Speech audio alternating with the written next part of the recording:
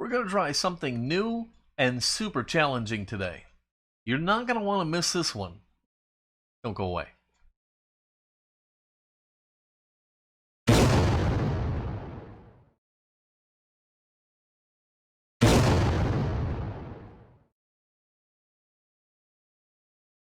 Hello everybody and welcome to Fat Guy Productions. I am Paul, coming to you as always from beautiful Las Vegas, Nevada, and today we're going to try my first ever Corgi. We're going to be doing the Corgi Green Hornet Black Beauty. I think it's going to be a lot of fun. It brings with it a ton of challenges because of all the gizmos and gadgets that come with it. So we've got a lot of work to do. Let's get busy. Well, here you have it, my dilapidated Corgi Green Hornet Black Beauty. Well, I told you that this is a challenge, and I'm not going to lie, it really is a challenge, but it's also one of the funnest builds I've done in a very, very long time. I'm going to have a great time with this. I hope you enjoy watching the video. Corgi really stepped up and made a niche for themselves in the die-cast market. They came out with a series of cars that were bigger in scale and feature-packed. So there was a lot of activity that you had going on in the cars. So as you were a kid playing with these things, there was a lot you can do, like here. The trunk, which would shoot out the little aerial antenna thing that would fly through the air and get lost the very first time you launched it. The ability to move the Green Hornet around and have him shooting out the window. The rocket launcher out of the front. The Batmobile was the king of this stuff. Everybody had one. Everybody loved it. It had the little saw blade in the front. It had the rocket launchers. And the Green Hornet's Black Beauty is no exception to their strategy. It was a fun car filled with lots of little cool gadgets. I'm going to start things off by getting this car apart. And if you look at it, you'll have a rivet in the rear and you'll have 3 at the front. Now, I admittedly did this by mistake and I drilled out all 3 of the rivets in the front. And a lot of people tell you, don't do that. Leave the middle one alone. And although it was a mistake on my part, it ended up being something that if I had to do it all over again, I would still drill it apart. The reason for that is the center rivet holds the rocket launcher in place. And if the rocket launcher is in place, you cannot remove the front axle. So by removing the rocket launcher, you can get this completely taken apart. The problem is putting the rocket launcher back in is a very delicate procedure, which we'll look at later.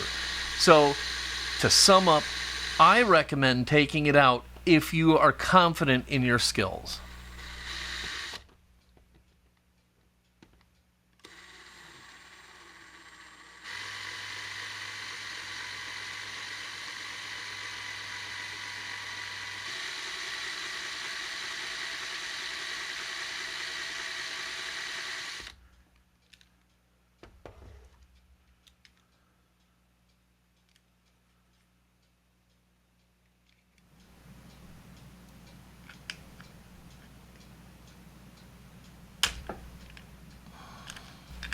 After drilling the rivets and with the help of my little small screwdriver, I'm able to go ahead and pry the base up off the body, and I can finally start to see all of the goodies on the inside of this car that make it so special.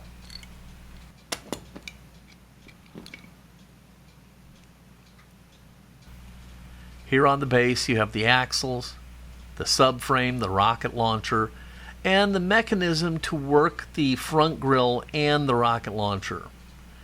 Now, the subframe, I looked all over the place. I could not find a replacement, and mine, like everybody's, is broken.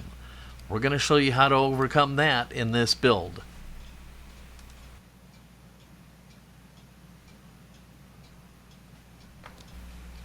Now, the body has the interior, which also has the little Green Hornet figure who sticks out the window. And you have the mechanism here, along with the stuff in the trunk, that flies the little radar disc out of the trunk. So it's pretty busy up there as well. Because of the intricacy of this casting, I'm going to take some pictures just to keep myself oriented, and I suggest you do the same. It can't hurt.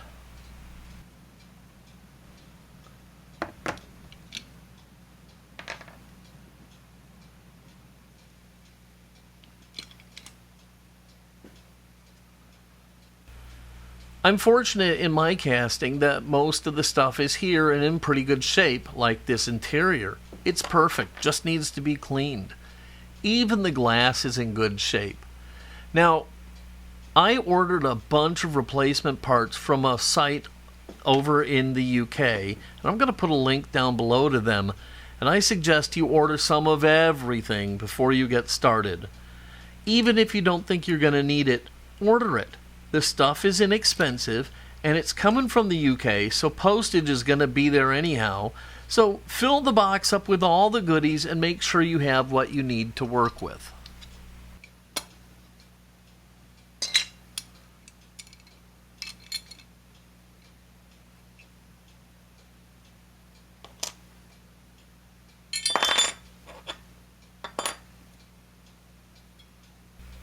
Most of the stuff just kind of falls right out of the body, with the exception of the headlights, and those just press out.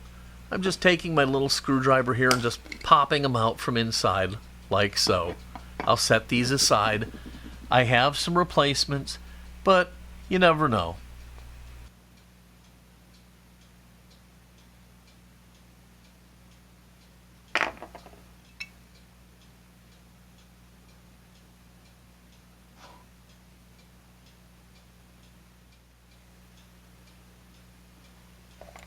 As to the subframe, it's just like a friction fit on two rivets at the front of the frame. You can see right there in the middle is one of them, and to the left of that is the other. And so all you got to do is get a small screwdriver under there and just gently pry up. This thing is really old, so don't go ham on it. Just work it up nice and easy. It'll pop off of those rivets, and then you'll just be able to kind of lift it up and off and put it to the side for now.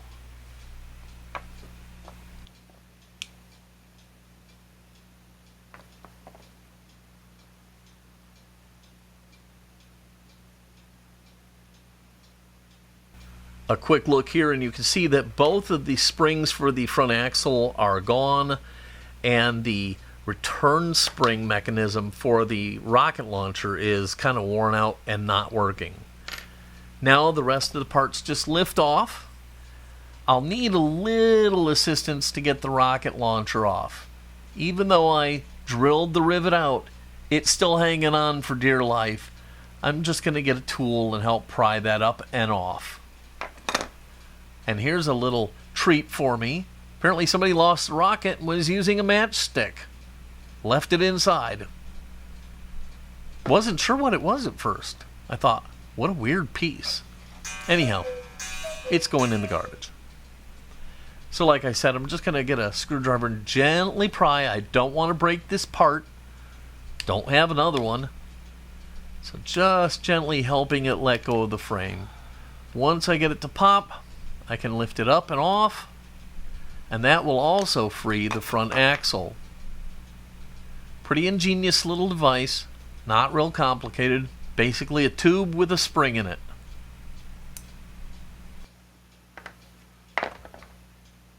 As you can see, my car came with a broken wheel, but I did order some new ones, and here it is, the base, free of all the accessories and ready to be stripped.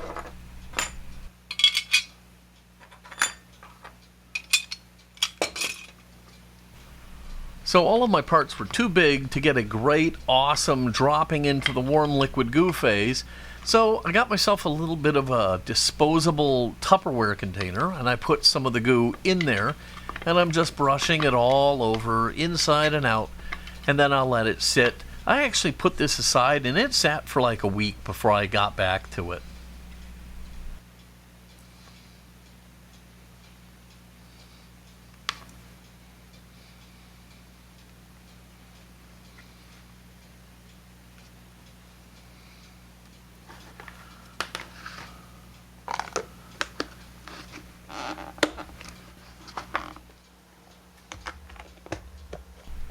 I know I'm going to be at the paint booth soon, so I figured I might as well get this thing ready so I can take it with me over there and paint it at the same time. So I opened up the Tupperware, and sure enough, the stripper has done its business. The paint is just basically clinging to the car. Look at that. This paint from the trunk, it's still in the container. It just lifted off completely. Yeah, so I'm going to get all this out of the stripper. I'll take it, I'll wash it, scrub it down, and then we can see what we have.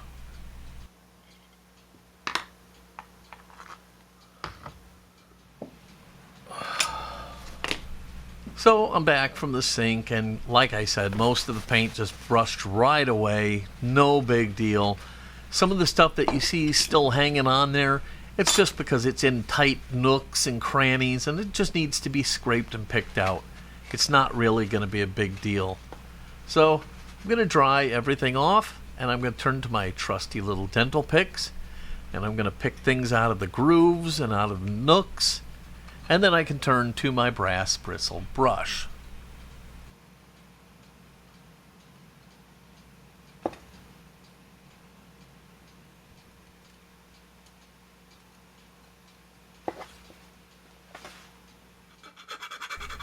I was about to go for the brush when I noticed a little flash around the window, so I broke out a file, and I'm just going to hit those up really quickly before I start brushing the body down.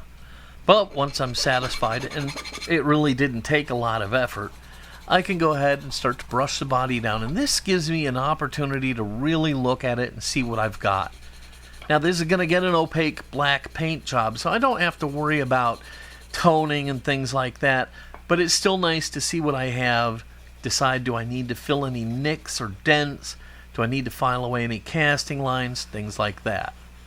So once done with the brass bristle brush, I'll break out some 4-0 steel wool, and I'll give the car a once over with that, just to make sure everything is smooth and slickery.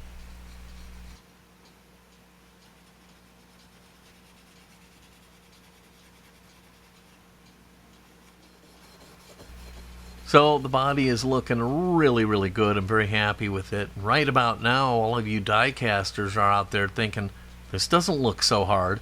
Well, trust me, it steps up its game a little bit later, but hey, so far it's just standard stuff. Okay, I've got my Vicks bits on my drill, and I'm going to prep the posts on the body. And like I've said several times, these Vicks bits are the perfect answer to prepping the end of your post. It cleans them off, it levels them up, and it gives you the perfect center dimple for drilling these posts out. And that's going to really come into play here. And this is what I was talking about with the rocket launcher. You're going to have a very tiny little post left. So if you drilled this off, you're not going to have a lot of room to work with. So I used the Vicks bit, and I prep the end of it just ever so slightly, and you've got to drill really carefully here. Okay, you've got maybe, if you're lucky, I want to say 1/4 of an inch, probably a little bit less. Now, if you do drill through into the barrel, I don't think it's the end of the world as long as the screw isn't in there, but you really don't want to if you don't have to. So if you're not confident in this step of the process, I would suggest leaving that center rivet in place and not taking this off. But if you're feeling good about your skills here, I suggest taking it off. So I've got all of the posts, including the one on the rocket launcher. They're all drilled out, and now I'm putting a little oil in them, and I'm going to take my little tap and tap handle, and I'm going to prep them for threads.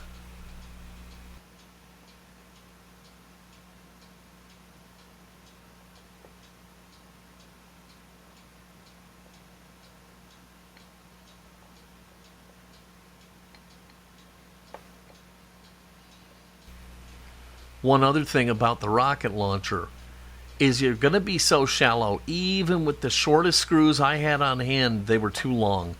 I ended up having to grind down some screws to make sure that they would work. Also, you need to make sure that the post on the rocket launcher does not stand proud of the base. If it does, you're going to have a problem.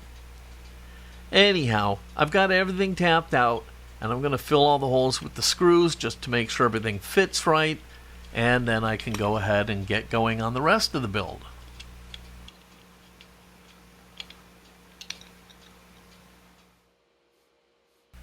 Now listen, the car is the Black Beauty, which means it needs to have an amazing, deep, shiny, glossy black finish. Black is horrible to paint with. It shows every flaw in the universe.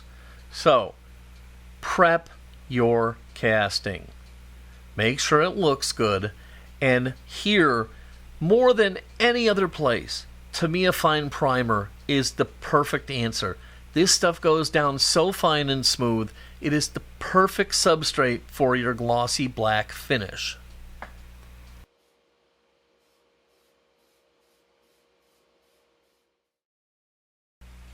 Once the primer is dry, I can go ahead and break out some Tamiya X1 Gloss Black, and I'm going to thin that down with some leveling thinner and some X20 thinner, and then I'm going to go ahead and start putting it down on the car.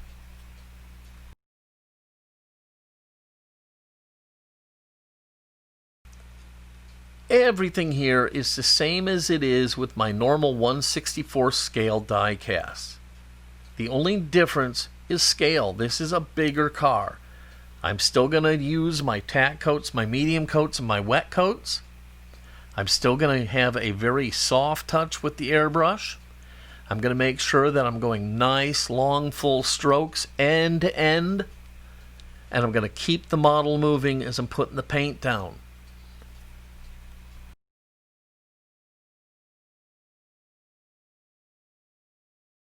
I can't emphasize enough how important it is that you lay this black down really, really nicely.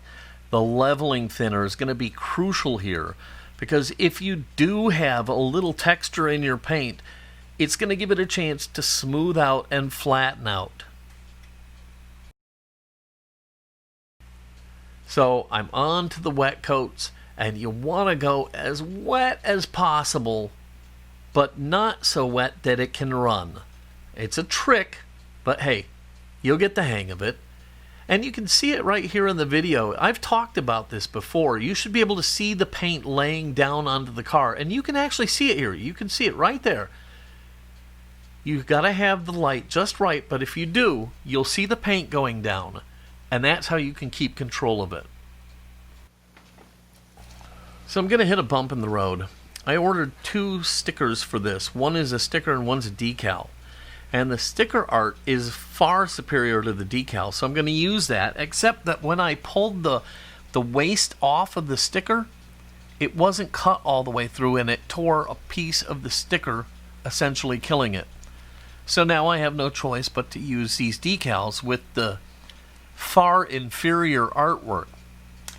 Now, I should have just given up right at this point and gone and made my own, but I like doing things the long way, so I'm going to try these first. So I cut them out, and I'm going to go ahead and dump them in the water and slide them onto the car, I think.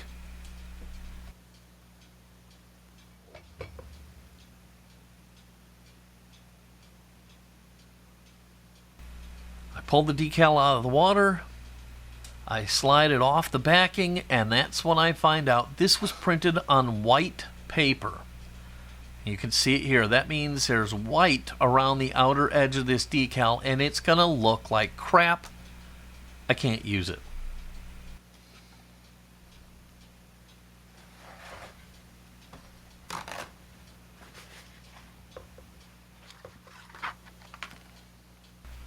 So leave it to me to always take the long way around. Anyhow, I've got to make my own decals. Nothing else is going to make me happy. So what I did is I took a photo of the sticker because it had some really nice artwork, brought it into the computer, scaled it to the right size, and then detailed it out. Made sure that the colors were bright and vibrant and everything looked great. And then I printed my own decal so that I could put it on the car and it would look great. And it actually worked out fantastic. The decal ends up working great, And I'm going to just dip it in the water, slide it off, and place it on the roof.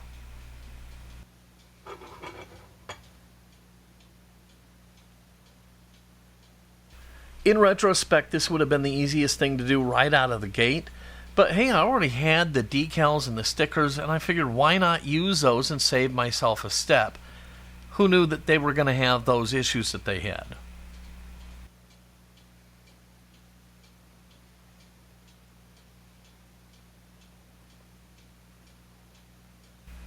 So I'm super happy with the way the decal looks. It's beautiful. I'll let it dry, and then it's back to the paint booth. So, the decal is dry, and I'm back at the paint booth, and I'm going to lay down the clear coat. I'm going to be using the urethane clear coat from brightvision, and I'm going to lay down this beautiful, glossy, thick coat. It's going to protect the decal, and it is going to make this black just explode. It is going to be so amazing. You know I have a thing for clear coat, right? I guess you can't call it a bromance. It's a chromance. I don't know what. But look at this. Look at this shine on that thing. And that is how it's going to stay. It's going to stay that glossy and shiny, I can tell you. Yeah, so it looks amazing. The decal looks amazing. The whole thing is working out great. So I'm going to leave the car to dry while I tend to some of the minutia. Here I am. I'm cleaning up all the parts. And what I did is I dropped them into some super clean in my sonic cleaner. And I ran that for a while. Took them out, rinsed everything, and now I'm just inspecting everything and drying it all off. The interior looks like it's brand new. Okay? Now, I did run into a problem. I left them in the super clean for quite a while, and whatever plating was on, like the levers and the rocket launcher, it's all gone.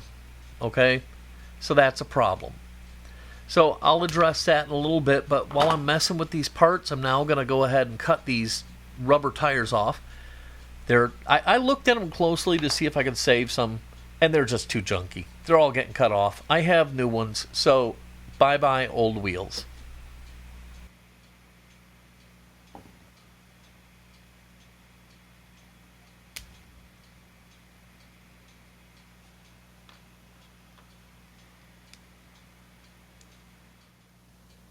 Now, I told you my subframe is broken, and this is not the ultimate fix. I just felt like I needed to do this before I did the real fix.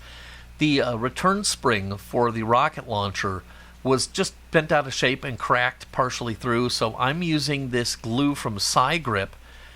Amazing stuff. And I'm going to glue that little spring back into its position and let it dry, and then I'll do the fix around it. I don't know why. I just felt like this piece needed to be fixed first. So, I don't know.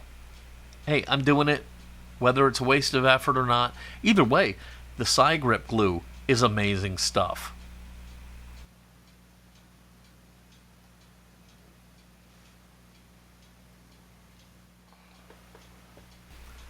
Okay, so the Grip takes over 24 hours to cure, so I let it do that, and now I'm getting ready to go ahead and do the permanent fix of the front axle suspension and the return spring that I just fixed. I'm using some, what is it? It's .032 music wire, and I'm going to use that to do the repairs here. You can get this on Amazon, and I'll put a link in the description. And it's basically a spring steel, and we're going to make some springs out of it.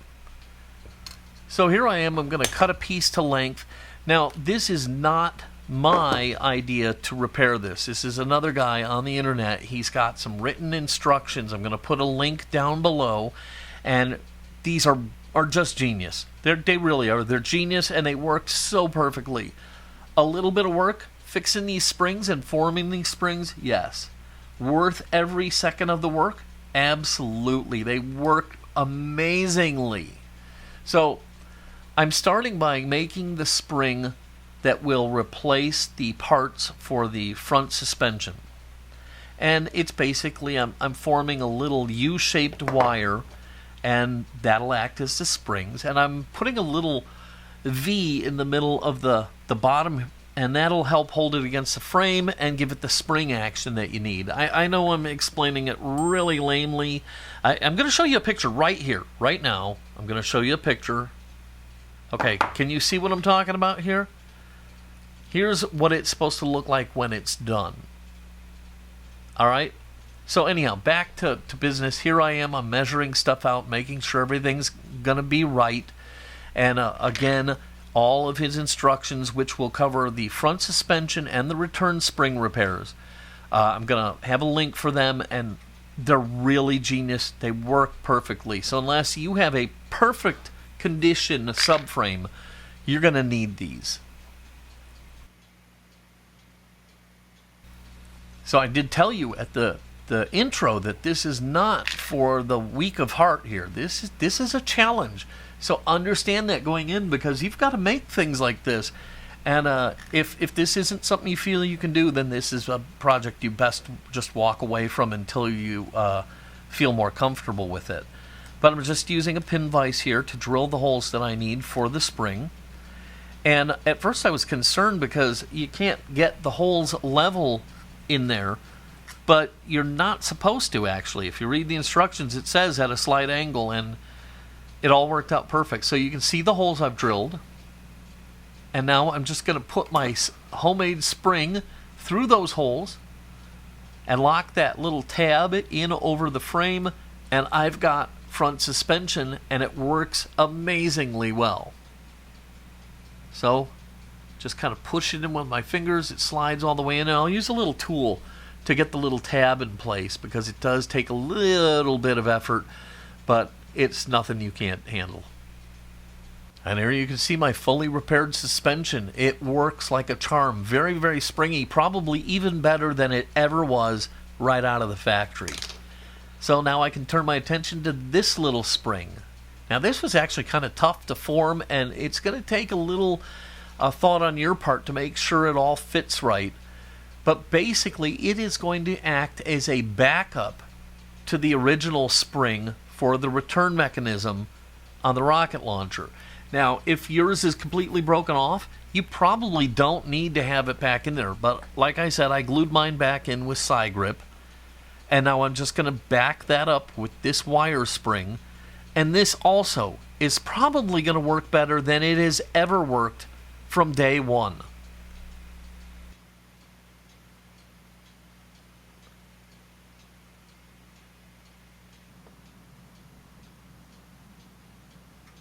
So here is my repaired subframe. Everything is looking good. There you can see the new wire that's backing up that spring. And wait until you see this installed in the body, how well it works. It's pretty amazing.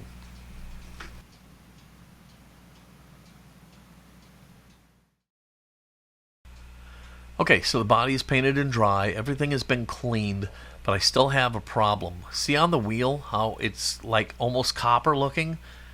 The Super Clean took pretty much any plating they had off of all these parts. Look at them. They look like hell. So, fortunately, they also have a decent copper base. So I'm going to run these down to my zinc bath, and everything here is going to get a zinc bath so that I can shine them back up and make them look nice. So I'm back up from the garage. Everything got a zinc bath, and now I'm just going to shine it all up with my brass bristle brush and a little steel wool. And then I'm going to protect it all with some Renaissance wax.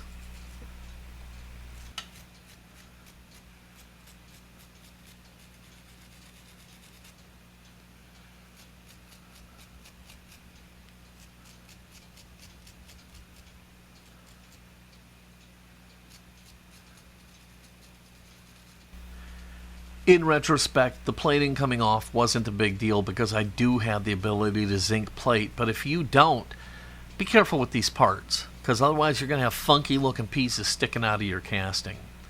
Now, the Renaissance wax is a crystalline wax that they use in museums for protecting jewelry and things like that, and all you do is just kind of rub it all over the part. I just use my fingers, I smear it in everywhere, and then I buff it off. And this is going to protect those pieces and keep them from tarnishing down the line.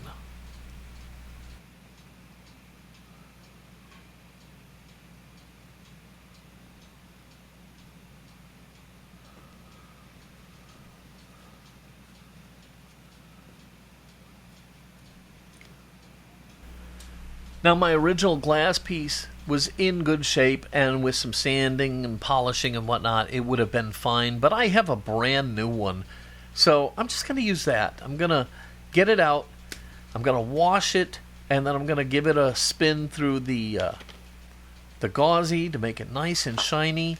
And here you see it. It's a dead match. So I took it and washed it, brought it back in, made sure it was nice and dry, and into the gauzy it will go.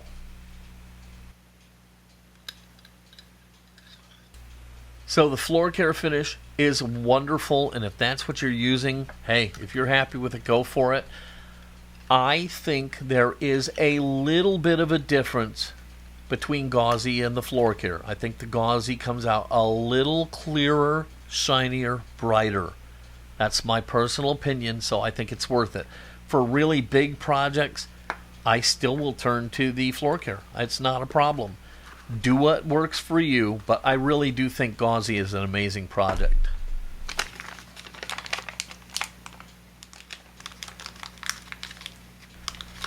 Okay, so we're at a point, the body, base, everything's painted and dry. All the interior parts are cleaned and serviced.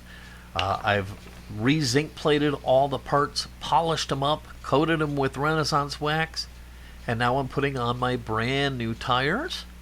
Again, I'll put a link to the place below, and I'm just popping them on. It's funny because the old ones would not come off, okay? Short of cutting them off, they weren't coming off. These popped right on. Very easy, and they look amazing.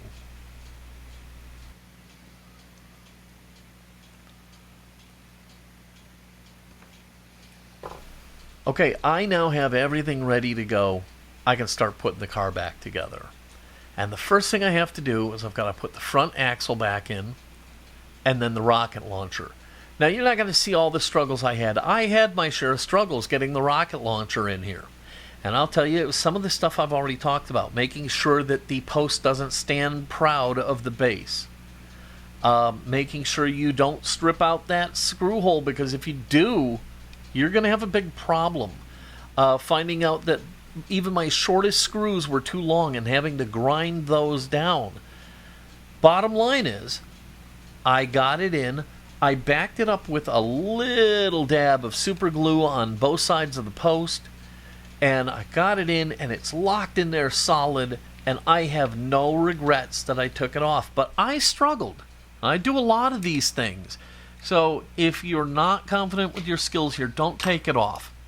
You know, I think taking it off is the better answer, but you can work around it. So, you know, base it on what you know, what you do, and do that. So now I'm going to lay out the mechanism for working the front grille and firing the torpedo. And it's two pieces, and if you paid attention, took pictures, putting them back in place isn't a problem. The first sits on a pin, and then it engages with the other piece, and they just kind of lay in there for right now.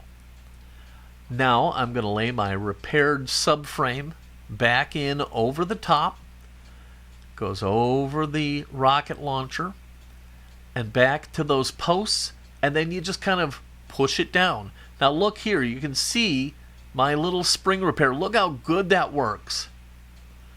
So everything is working, so I snap it down the rest of the way, and man, it's all working. The wheels are in place. Look at the suspension. Look at my return spring. That's working perfectly. At this point, I gotta tell you, I am super, super excited about this project because everything is clicking right now. One issue I encountered here, I didn't put the rear axle in to begin with. I thought I'd be able to just kind of slip it in. Well, I couldn't. I ended up prying the subframe up completely so that I could get it underneath it. My suggestion is just before you put the subframe in, lay the rear axle in, then trap that down with the subframe and snap the subframe in place. You know, because I basically did it that way, but only after finding out that it wasn't going to work coming in later. So the entire base is together, and I'm just testing everything to make sure it all still works. I've lubricated all of the moving pieces and the springs, and I'm happy as a clam. So now I've got to go back to the paint booth, believe it or not, because I decided I cannot abide a glossy roof.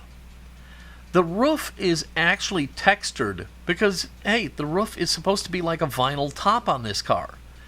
So I'm going to make a circle of tape and mask off my decal. Then I'll mask off the body. Then I'm going to go back to the paint booth. While I tape off the body, I'll tell you, I wish I had a perfectly sized circle that I could have put over the decal to mask it. That would have made it so much easier. The way I had to do it, it's a little tough to do, and it just isn't the way I'd prefer it, but hey, it is what it is. You work with what you have. So I've got that decal masked off. I'll finish masking the body.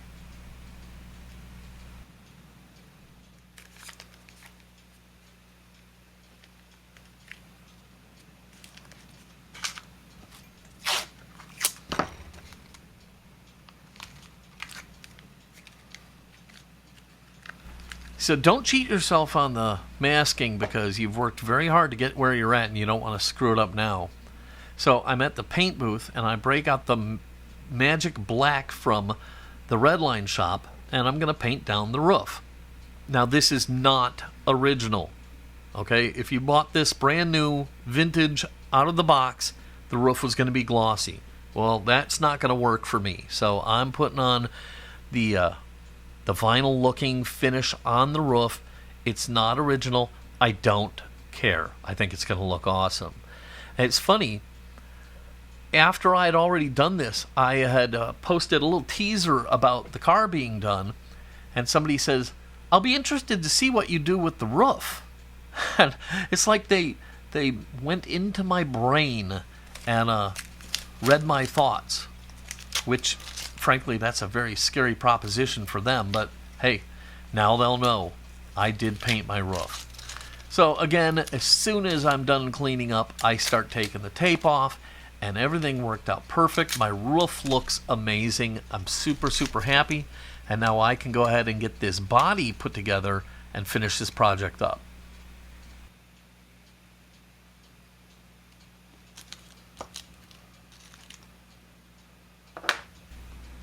So yes, I'm touching the paint with my fingers and getting fingerprints all over it. Just in the finish, just oily fingerprints, not damaging it all. But I'm going to take care of that later, and you'll see that. So right now, the trunk just kind of hangs in there. You just angle it in, and you put the pins from the trunk in their place, and just let it just hang there. All right, and then the trunk is actually held in place by the little interior piece that fires the radar spinner thing. So you just take it and you just kind of pop it in. That holds the trunk in place. We're good to go there. Now I'm going to go ahead and set this down for a second before I move on. So I just set everything down for a second because I wanted to build this little thing out of a couple boxes and a microfiber towel so that I could set the car down and not have it be on its roof. And then I got the interior and I put the green Hornet into it. And using one finger, I hold the little post that turns the green Hornet. That keeps him in there. And I slide his arm through the window and I just drop the interior down. And yes, I did put the glass in first. So I've got the interior in. Got the glass in. I've laid the little mechanism for firing the radar disc. That's laid in there. And now all of these pieces are just kind of laid in there. Okay, if you pick this up and turn it over, they're all going to fall right out. So just remember that. So I'm really happy with everything. And now I've got my front grille, and I bought a replacement one because mine looked like garbage. And I'm really glad I did because this one is beautiful. It fits perfectly, it looks great, it's very shiny, and it's really a nice little touch. Like I said, when you order the parts, they're all cheap enough. Order some of everything. You don't know what you're going to use and what you're not going to use.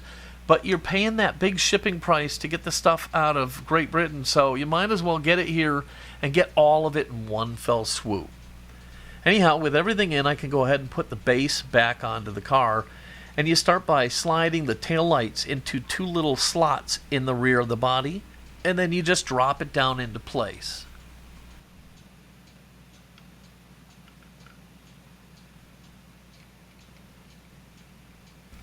Now you will need to fiddle around a little bit with the grille and make sure that it's all seated right, and make sure that it's situated in front of the lever that pushes it open.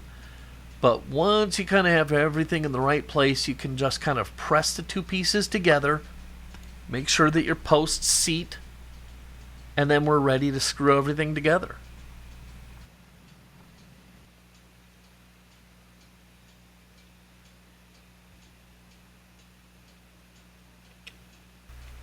Okay, so we're at that happy moment of any build.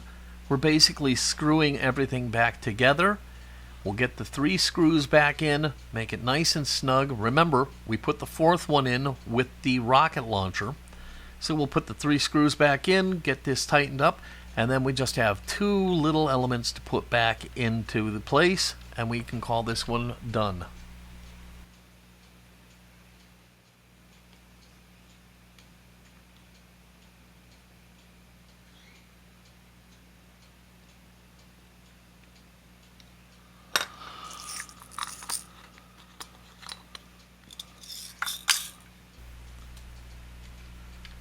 So here's my first chance to look at it as a whole, and I gotta tell you, I am super excited right now. I'm having a great time. Everything is just flowing perfectly. So now I've got to put the headlights back in, and I was going to put in the replacement ones. I ordered replacements. They come with the inserts, and they come with the little green stones to go in there, but the stones don't fit. They're too short. They're not correct. So I was not going to use those. I put the originals back in after I cleaned them, and even though one had a little edge broken off, I still felt it looked better than the replacement pieces. So I put the others back in, and it actually worked out really good, and I'm very happy with it. Now I'm going to load the missile. Yes, they make replacement missiles and replacement spinning radar discs. And I will close the front grille. Now I'm going to open up the trunk and pop in the radar disc. And you're going to lose these immediately. Order more than one. I didn't. That was a mistake. Okay, so the car is loaded and ready, and I'm going to fire the front rocket, and look at that. It works perfectly. And you can see it comes out pretty quick. You're going to lose that. And now this spinning radar disc, holy cow, this thing flies out of here. So yeah, order extras. Okay? It shoots right out of there. It works fantastic. Everything is functioning perfectly. I could not be happier. Now, as a side note here, by having screws in the front of the car, you can add some pressure onto the front grille, which is what helps keep the front grille up and in place. You can adjust it by tightening or loosening the screws. So that's a nice feature.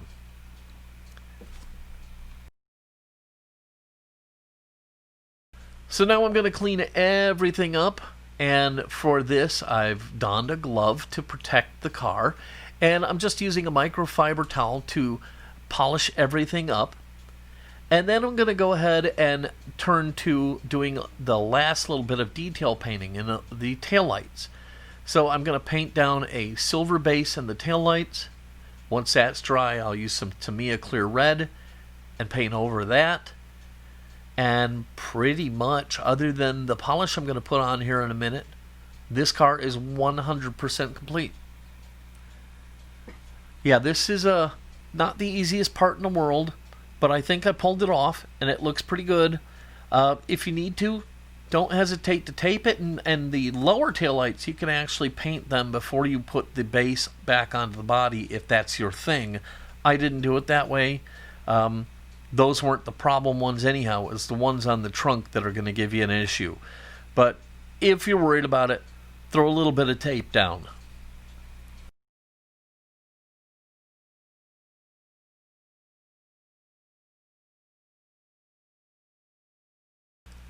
So with the detail painting dry, The last thing I'm going to do here is I'm going to shine up the finish with a professional car detailer's silica sealant. It's a silica-based sealer, and I'm just going to wet a Q-tip with it. I'm going to apply it all over this beautiful glossy black finish, let it haze over, and then I'll buff it off with a microfiber towel. And then I'm going to take a little bit of tire shine, spray it on a paintbrush, and paint that onto the tires, and this thing is done.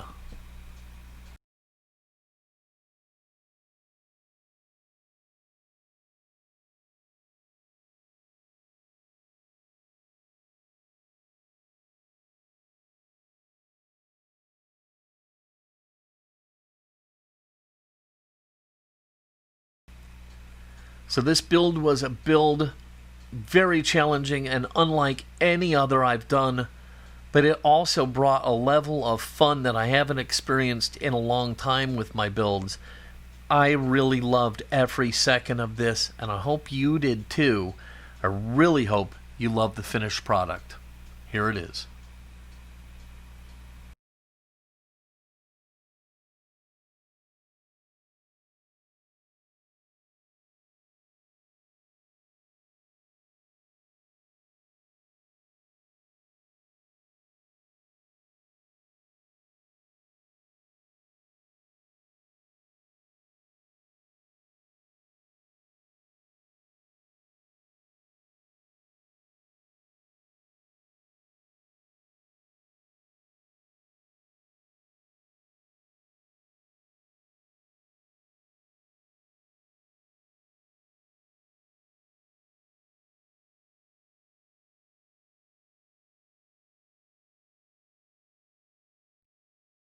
Well, there you have it, my black beauty, and I think it is indeed a beauty. And I gotta tell you, this was one of the funnest builds I've done in a long time. I had such a good time with this thing. The intricacies and the little mechanisms and all of that stuff just really goes to the core of who I am. I loved doing this car. I know it was a long video, but I think it was worth it. So much fun. I cannot wait to do some more Corgis for you guys. I hope you loved it. If you did, please give it a giant thumbs up, click subscribe, and be sure to click the notification bell so you don't miss any of my upcoming videos. If you have any questions or comments, and I assume you will with a project like this, leave them down below. I'll try to address anything you ask about this project, and even if you just want to say hello, I love to hear from you guys. All right, I'm going to get out of here. I just want you to remember that you never know what you can do until you try. And very few people try unless they have to. This is Paul from Fat Guy Productions. Until next time, be good.